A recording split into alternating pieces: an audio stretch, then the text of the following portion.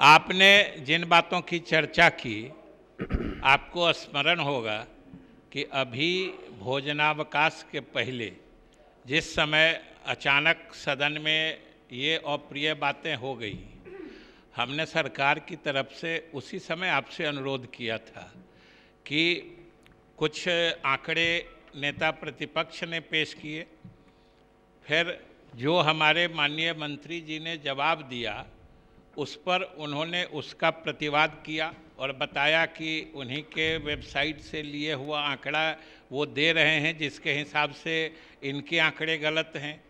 फिर आज माननीय मंत्री ने अपने ऑफिशियल वेबसाइट से आंकड़े निकाल के दिए। आज अध्यक्ष महोदय, आप साक्षी हैं कि जिस समय आपके कक्ष में बात हो रही थी मैं भी था, और बात निकल के वही आई कि आंकड़े तो अपनी जगह पर सही ही रहते हैं, हम लोग अपने उसको कैसे उपयोग करते हैं।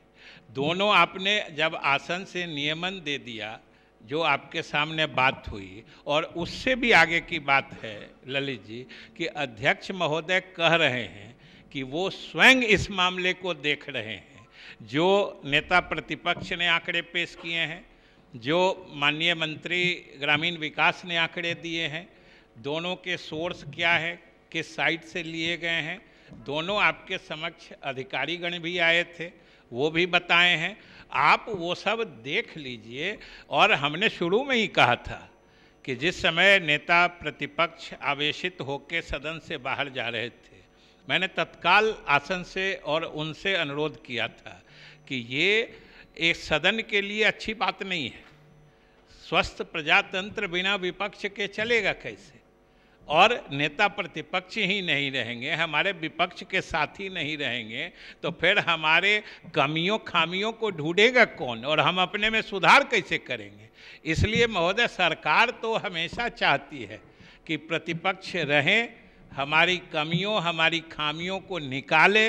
सरकार के तरफ से हम हमेशा प्रयत्नशील रहते हैं कि हम अपने कमियों और खामियों को कैसे हम दूर करें।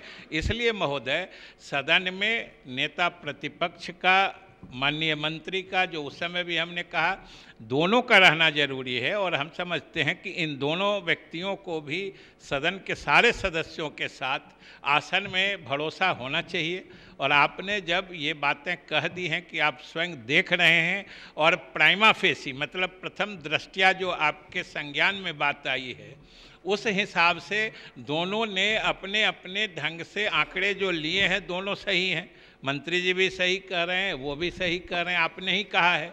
तो आप इसको और देख लीजिए गहराई से। और अभी तत्काल हम माननीय नेता प्रतिपक्ष जहाँ भी हैं, हम माननीय सदस्य और मुख्य सचेतक ललित जी से अनुरोध करते हैं कि सरकार की तरफ से भी नेता प्रतिपक्ष तक हमारा अनुरोध पहुंचा दीजिए कि हम लोग सदन में उनकी उपस्थिति चाहते हैं। उनके उपस्थिति के बिना सदन की खूबसूरती अच्छी नहीं, मतलब ये मारी जाती है।